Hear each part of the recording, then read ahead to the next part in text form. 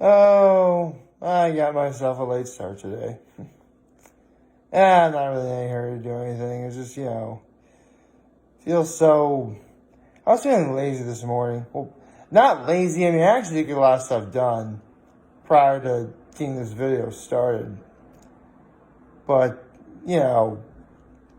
I still kind of wish I got up to do it sooner. Anyway, with that being said, my low yesterday was kind of ending my video off with kind of, for me, mixed results. I mean, by all accounts, technically, it wasn't what you consider a bad video. I mean, there's nothing vulgar in it, nothing offensive, nothing that anyone would say, oh, this is the worst thing ever. Unless you were a troll and you wanted to do that, in which case, is that really the best thing you want to be doing right now? But that being said, I definitely made up that low with both my high and my act of kindness. So, where my low? So, obviously I just said what my low was. My low was, my video was kind of lackluster, at least for me. But my high yesterday was, last night I got to see my folks last night. It was first time since the beginning of the weekend since I'd seen them. My mom works a lot, so... my mom will work every other weekend, so if I have a Puke Lake, she will not be there. That happens. And so, see my mom especially, that was very nice. That was my high yesterday. And my act of kindness was actually, I helped my mom. Yeah, see, with my grandfather's stuff being divvied out to everyone, my mom actually took his old TV, which is a pretty nice, big, flat-screen TV. And my grandpa was really cool like that. And I actually helped my mom set it up. So, I picked it up because, I'm a grown man. And I was able to get it done. So, yeah. Anyway, last night, we had... here's the thing. First things first, happy Tuesday, everybody. Before I start this, I want to make perfectly clear, I never thought I would ever actually include this in the Mom Food Chronicles, but you know what? The more I think about it, the more that I, process everything, I actually had a pretty long and interesting history with my mother making this mom food. And, we had technically this mom food last night. But seriously, here's the thing. The problem with this mom food that I'm about to describe is it's not one item. It's actually several. So I decided to, categorize all of them and, group them all together into one video. Now, there's actually multiple types of this mom food, but I'm only going to be talking about the ones that specifically, deal with, what I grew up with eating the most. As, there's plenty of variations of this mom food that other people have had. They just, they're probably different or maybe the same, use different products, I don't know. But the mom food in question, you know what? I once said this before, but a friend of mine, who again, I never name names, so as not to embarrass or offend anyone. However, I have mentioned that the hint of this person's name is an object that you see in the sky. It's actually his wife's birthday today. So in honor of my friend and his wife, who are actually expecting a child soon, which, congratulations, love you guys. I think I'll do what my friend taught me and refer to this food as Sammiches. Yes, whether you want to be American and refer to it as a sandwich, or you just want to refer to it as a sandwich, let's be honest, I'm going to be using both sandwich and sandwich interchangeably all throughout this video. Yes, that's what the Mom Food Chronicle is. Now, again, with that being said, there is a wide variety of sandwiches that I have had, growing up. So let's start with the very first one I ever had, which was, of course, the good old classic kids' favorite, peanut butter and jelly. Peanut butter and jelly, pretty standard, white bread, peanut butter. It was always smooth peanut butter.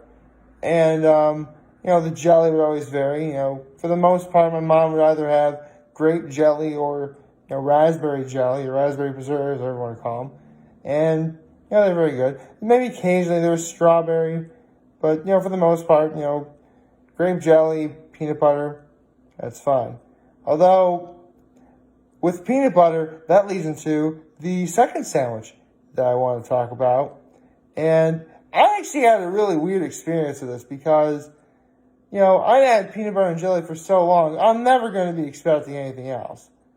And if it is something else, completely unexpected, out of the blue, in a way that I would never see coming, I'm going to think of it as rude. And of course, I'm not going to like it at first. But eventually it grew on me. And that is the significantly filled with more sugar, yet significantly less fat, peanut butter and fluff. Yeah, believe it or not, marshmallow fluff really doesn't have much fat in it. All the unhealthy part comes from the fact it's loaded with sugar. But yes, peanut butter and fluff. Seriously, when I first bit into my first peanut butter and fluff, I'm like, okay, there's peanut butter. What's this supposed to be? I'm like, what is this? Why would I have this? So, yeah, at first I wasn't a fan, but I didn't really like the whole concept of peanut butter and fluff until I got to high school.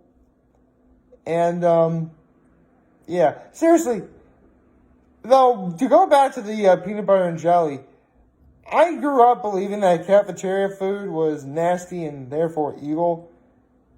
Peanut butter and jelly was like the one sandwich I think I had like the most ever.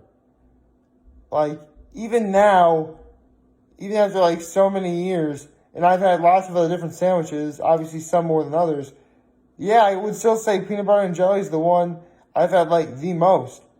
And it's been so long since I've had a peanut butter and jelly sandwich, I cannot remember the last time I had one. I really need to think about that and look that up. But actually, I don't know how I would look that up, but anyway, I'm getting sidetracked. How about we get into... Oh, I should explain one other thing, too. Growing up, I was not a cold cut fan. Like, come on. I grew up, eating stuff like chicken and steak, bacon, all meats that, let's be honest, you want to eat that would, for the most part, be better warm than they are cold. Some things you absolutely have to cook all the way through, otherwise you get sick. So, don't get me wrong, foods like ham, roast beef, turkey, I like those things. And of course I like them now, as an adult, hot or cold. When I was a kid, hot ham, hot turkey, hot roast beef, those things, they were the way to go. I never really had them as sandwiches because they were never offered to me as sandwiches. So, with that, you're probably wondering, did you have any hot sandwiches? Oh, yes, I did. The good old-fashioned grilled cheese. Now, when my mom made the grilled cheese, well, keep in mind, I never had it with tomato soup. As an adult, I've tried grilled cheese and tomato soup, and yeah, it really is as awesome as it lives up to be.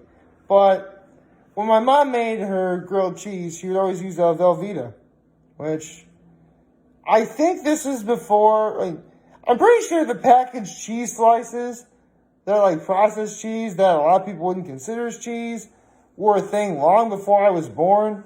But I remember for a good while, they had risen to pretty good prominence.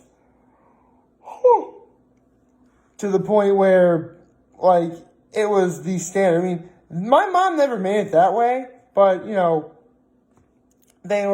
that was there. Although, I did mention hot turkey. Well, here's the thing. You're only going to have turkey at one time of year, and that's during the holiday season. Obviously, that is Thanksgiving. So, naturally, with leftover turkey, you get leftover turkey sandwiches. But my mom had taught me that you can actually, using leftover gravy, you can actually sort of reheat your turkey in a hot pan, put a piece of bread on a plate, pour that gravy turkey mixture over one piece of bread, another piece of bread on top, pour the rest of the gravy turkey mixture on top, and go right into town. That's what we call a KFJ. Oh, right. A KFJ would refer to as a knife and fork job. So, okay. The sandwiches that I'm referring to really aren't that varied and, grandiose anyway. So, that being said, what sandwich did I have last night? Well, believe it or not, I think this might be...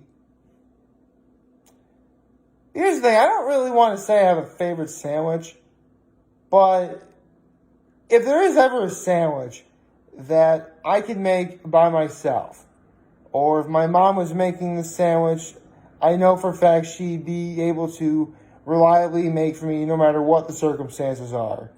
Unless, of course, she didn't have one of the aforementioned items. And I say aforementioned items because the sandwich is known as the good old-fashioned BLT.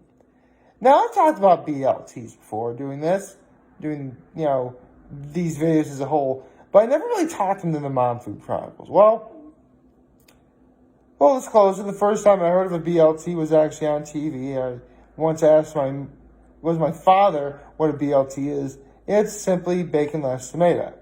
Now, with the BLT, you can do, you can obviously cook the bacon, put less tomato on there, a little mayo on the sandwich, and, you're done.